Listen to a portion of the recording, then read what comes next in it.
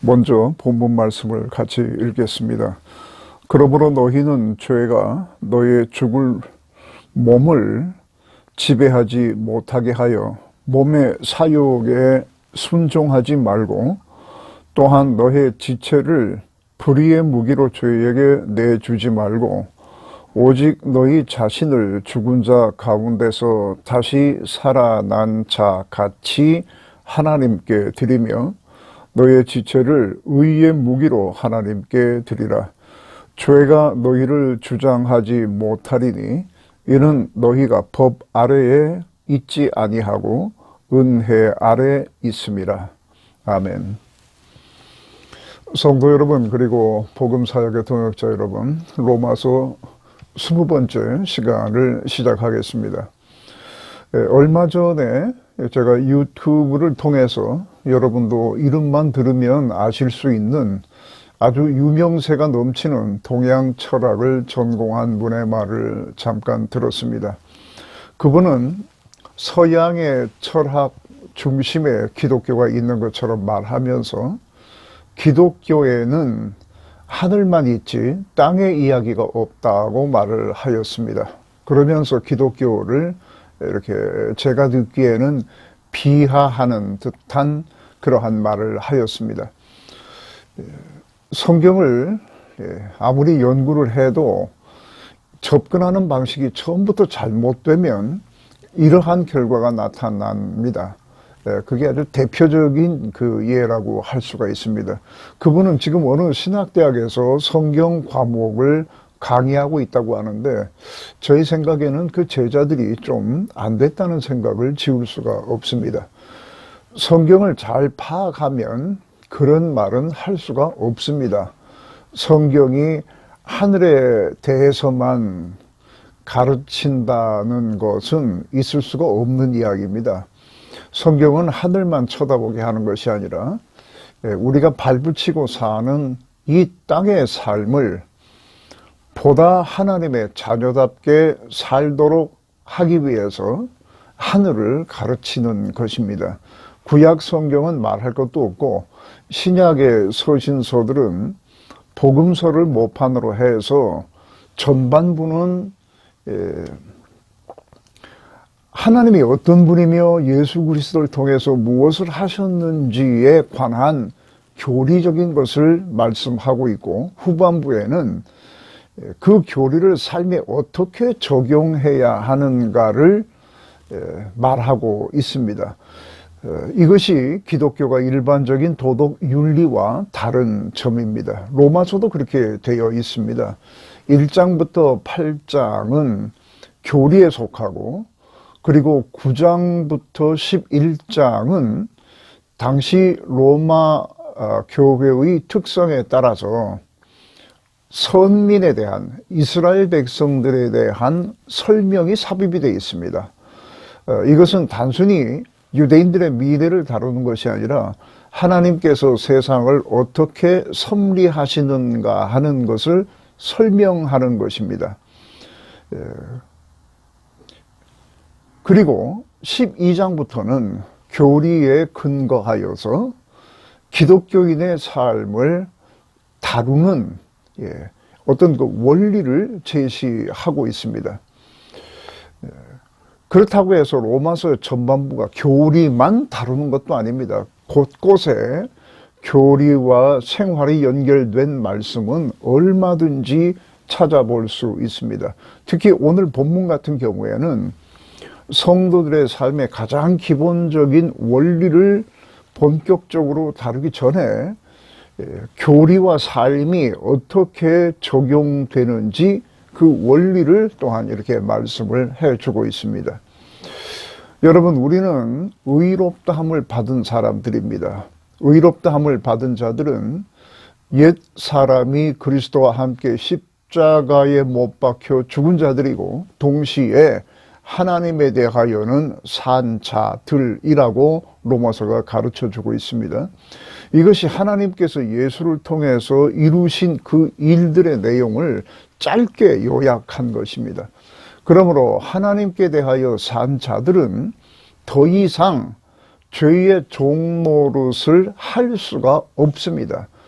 이것은 그렇게 하면 안 된다고 하는 우리의 의지에 호소하는 말이 아니라 불가능한 일입니다.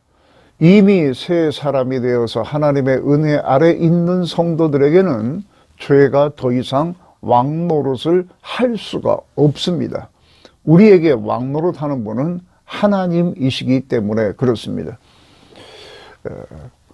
우리는 이 본문 12절과 13절에 반복되고 있는 이 명령형에 주의해야 합니다.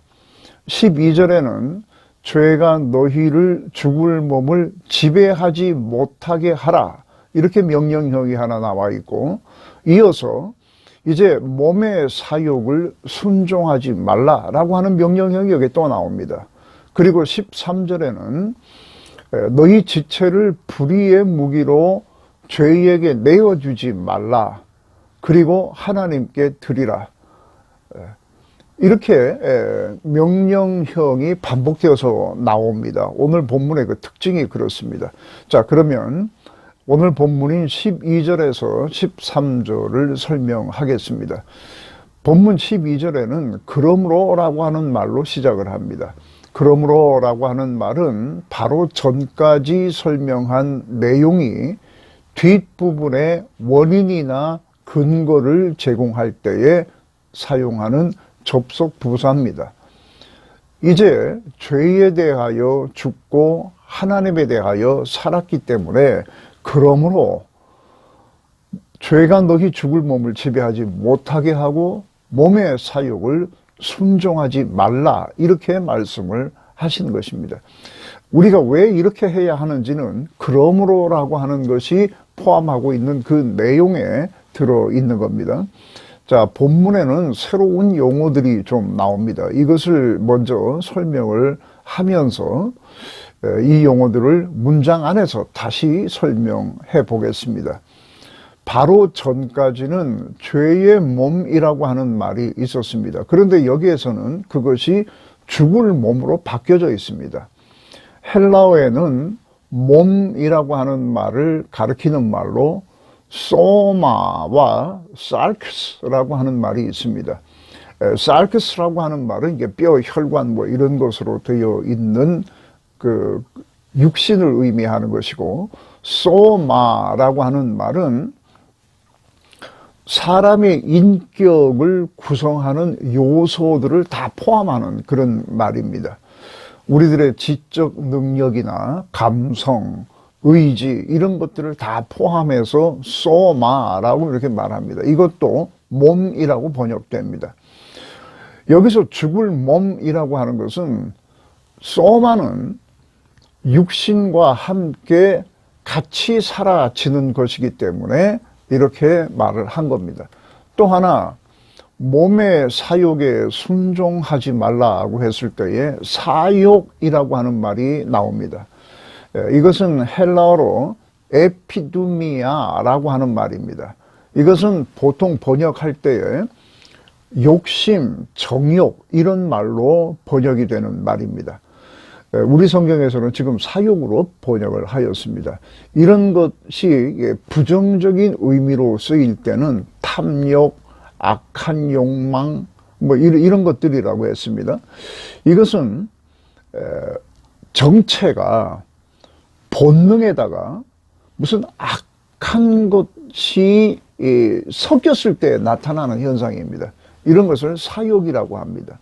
인간의 본능이라고 하는 것은 이 땅의 생존을 위한 기본적인 욕구로서 나쁠 것이 없고 하나님께서 그런 것들을 금하신 적이 없습니다. 그러나 이것에 악한 것이 주입이 되면 우리 본능은 악한 탐욕, 즉 사욕이 되어버리는 것입니다. 이 사욕과 본능의 관계가 이런 것입니다. 그러니까 본능에 사탄이 무슨 짓을 한 겁니다.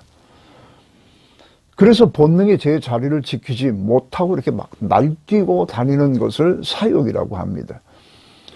사탄은 이런 것을 할 수 있는 충분한 능력이 있습니다. 정도의 차이가 있을 뿐 죄에게 종노릇 하는 사람에게는 모두 이러한 일이 발생합니다. 성경에서 세상이 악하다고 하는 이유는 이 본능과 사육을 구분하지 못하기 때문이라고 할 수도 있습니다. 오늘날 유행하는 철학이나 예술 분야에서 추구하는 것 중에 하나가 본능에 충실하자, 뭐 이런 것입니다.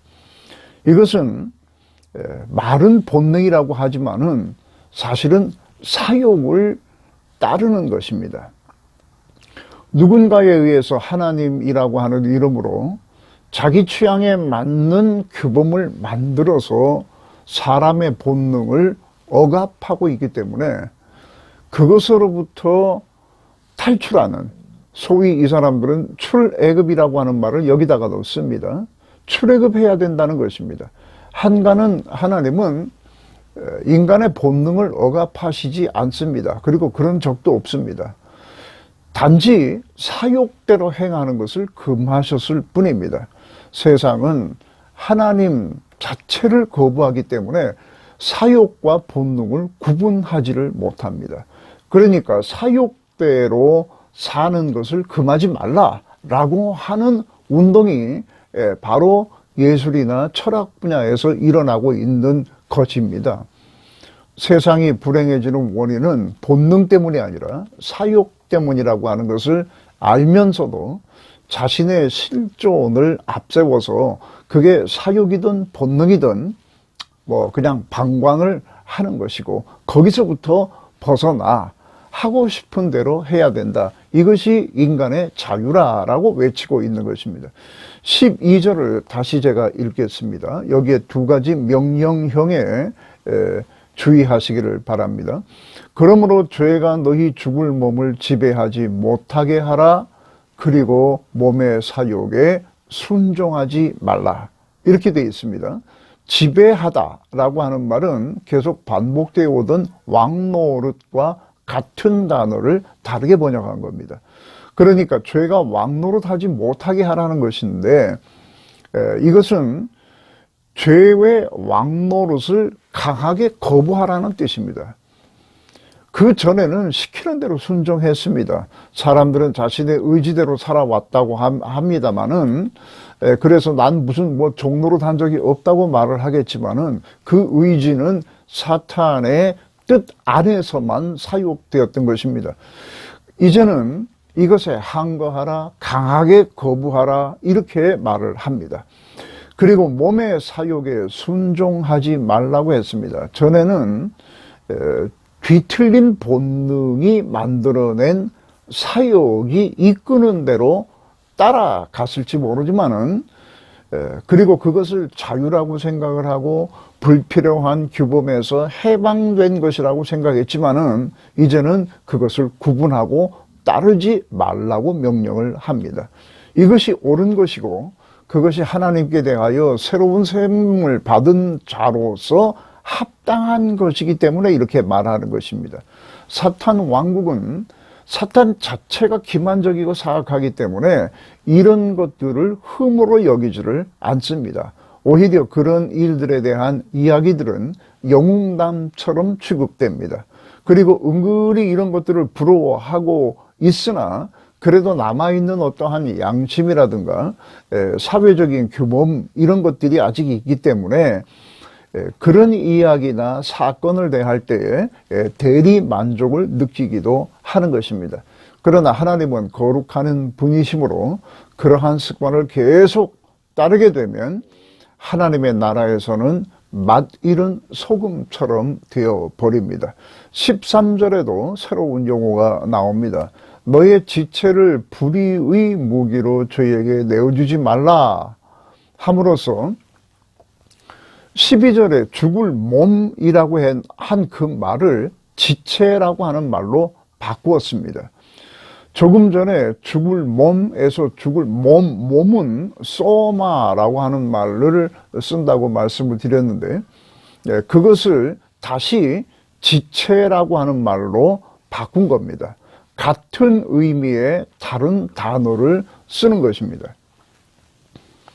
지체라고 하는 것은 어떤 것을 구성하는 요소들이라고 하는 뜻입니다.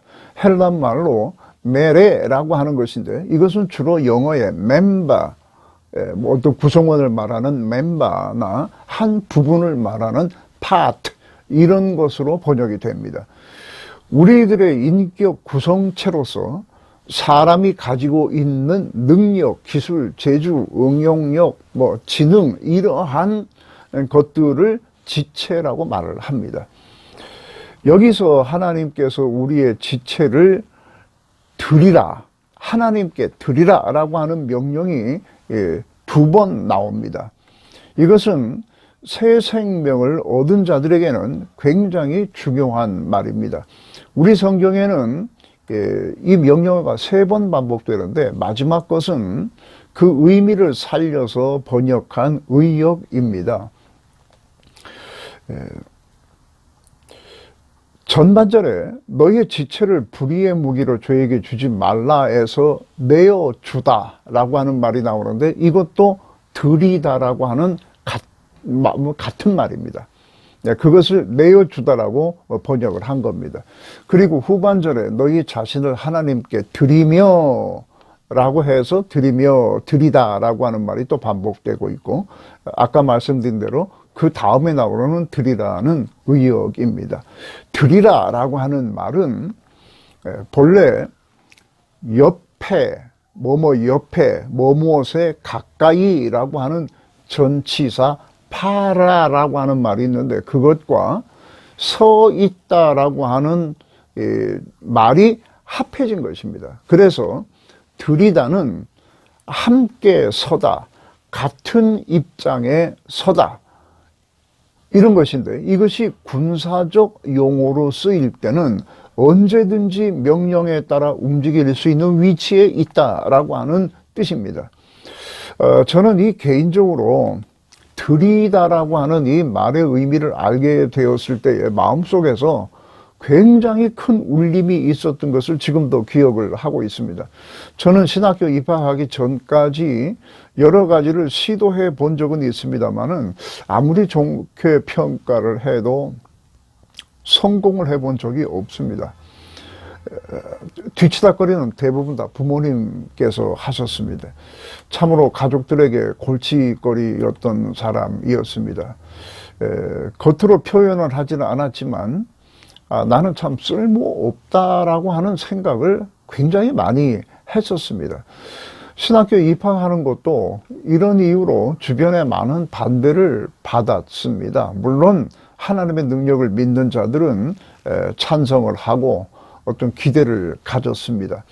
그러나 하나님의 은혜로 입학했고 신학 공부를 하면서도 늘 불안했습니다. 내가 과연 이것을 해서 이 다음에 어떻게 쓰일 것인가에 대한 그러한 불안감이 있었습니다. 그런데 이 드리다라고 하는 말씀의 의미가 이해되면서 자신이 큰 힘을 얻었던 기억이 아직도 생생합니다.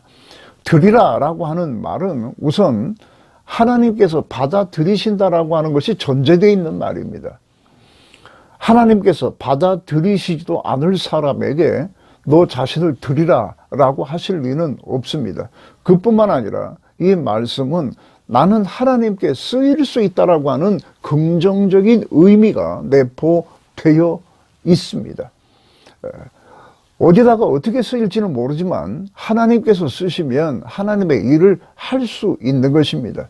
사람들이 그것을 위대한 것으로 인정을 해 줄지 뭐 아닐지 그런 건 알 수 없는 것이고 또 이 일을 하다 보면 아브라함이나 이삭처럼 번영할 수도 있겠지만은 예레미야처럼 고생만 하다가 세상을 떠날 수도 있습니다. 그러나 그것은 대수롭지 않은 것입니다. 중요한 것은 하나님께 쓰이느냐 하는 것입니다. 이 하나님께 쓰일 수 있다라고 하는 의미가 드리라라고 하는 말 속에 들어있다고 하는 것을 알게 되었을 때에 마음이 얼마나 참 기쁘고 큰 울림이 있었는지 모릅니다. 하나님은 무에서 유를 창조하시는 분입니다. 오병이어의 기적은 어린아이 용 도시락 수준에서부터 시작된 것입니다. 이것이 주님의 손에 들렸을 때 나타난 결과가 그렇게 나타난 것입니다. 내 능력이 아니라 하나님의 능력이 중요한 것입니다. 중요한 것은 내 지체가 누구에게 드려지느냐 하는 것입니다. 저에게 드리면 불의의 무기로 쓰일 것이고 하나님께 드리면 의의 무기로 쓰이게 될 것입니다. 예수님의 첫 번째 제자들은 대부분 다 어부 출신들이었습니다. 대인관계를 연구한 사람들도 아니고 사회 현상을 잘 파악하고 있거나 인간의 심리를 잘 활용할 줄 아는 그런 사람들이 아닙니다. 오히려 공동체라고 하는 것의 생활에 익숙하지 않은 사람들입니다. 사람들을 끌어모으는 방법도 모르고 군중들을 좌지우지할 수 있는 기술 같은 것도 없는 사람들입니다. 어떤 조직을 키워나갈 수 있는 능력 같은 것도 없는 사람들입니다. 만약에 그런 인물이 주님께 필요했다면 주님께서는 예루살렘에서 이미 그러한 능력을 보여준 사람들 중에서 제자로 택하셨을 것입니다. 초대교회의 성도들은 다 미미한 사람들이었습니다. 만약 교회가 그들의 능력에만 맡겨졌다면 며칠 가지도 못했을 겁니다. 과부의 두 랩돈과 같은 이러한 존재들을 어디에 쓰겠습니까? 그러나 하나님께 드려져서 의의 무기로 쓰이니까 그렇게 놀라운 일들이 일어났던 것입니다. 우리나라 초대 성도들도 다는 아니지만 대부분이 그랬습니다. 면사무소 일을 볼 때도 목사가 동행해서 서류를 작성해 줘야 하는 사람들이었습니다. 미국 북장로교 소속 25세쯤 된 선교사가 우리나라에 와서 사역을 하고 한 1, 2년 후에 선교부에 보낸 편지가 공개된 것이 있는데 그 내용에는 아무것도 없는 곳, 이렇게 아무것도 없고 아무것도 모르는 사람들이지 몰랐다고 하는 내용이 있습니다. 가진 것은 물론이고 아는 것도 별로 없는 사람들이었습니다. 저희 조부께서는 평양신학교를 졸업하신 초대교회 목사님이셨는데 처음에 전도를 받은 것이 우리말도 제대로 알지 못하는 선교사에게 복음을 들은 것이었습니다. 그가 하는 말이 서툴고 내용을 충분히 이해할 수가 없어서 이것을 조금 더 학술적으로 가르쳐주는 곳이 있느냐 물었더니 평양에 신학교가 있다고 해서 찾아가셔서 덜컥 등록을 하셨습니다. 그의 말을 듣고 이미 마음이 움직였기 때문에 하던 일을 다 내려놓고 덜컥 등록을 하신 것이죠. 중요한 것은 하나님께 그것이 드려지느냐, 어디에 드려지느냐 하는 것입니다. 자체의 능력이 아닙니다. 대부분이 무식하고 가난했던 이들로 시작된 한국의 교회는 세계가 놀라는 기독교 부흥독이 되었습니다. 여기에서 한 가지 우리가 꼭 주의해야 될 것이 있습니다. 13절에 보면 하나님께 우리 지체를 드리되 너의 자신을 죽은 자 가운데서 다시 산 자 같이라고 하는 말이 있습니다. 다시 산 자 같이 드리라 이렇게 되어 있습니다. 여기서 같이라고 하는 말은 무엇답게라고 하는 뜻입니다.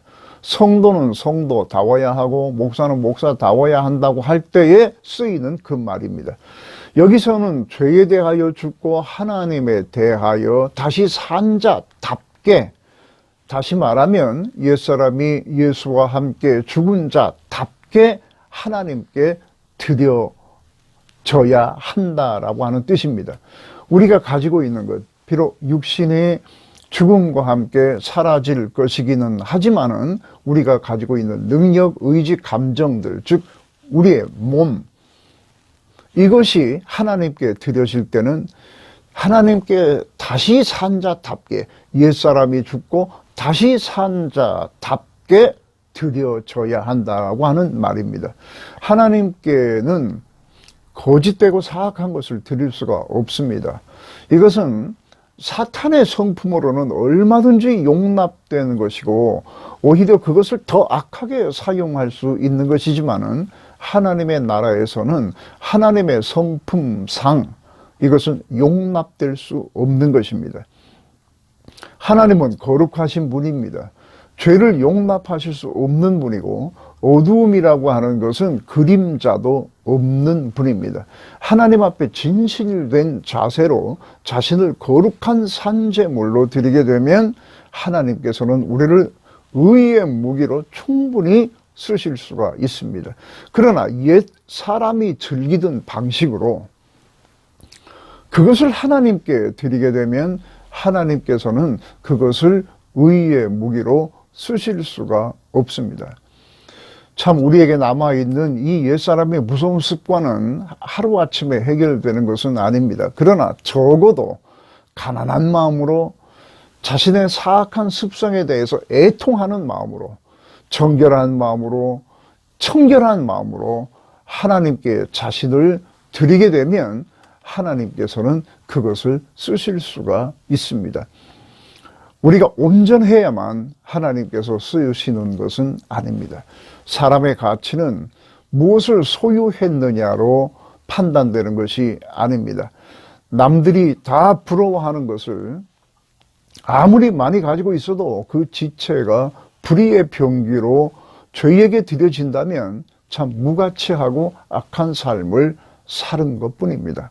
그러나 보잘것없는 것을 가지고도 하나님께 의의 무기로 내 지체가 드려진다면, 그리고 그 하나님의 능력이 그 위에 역사한다면 큰 일을 이룰 수가 있습니다.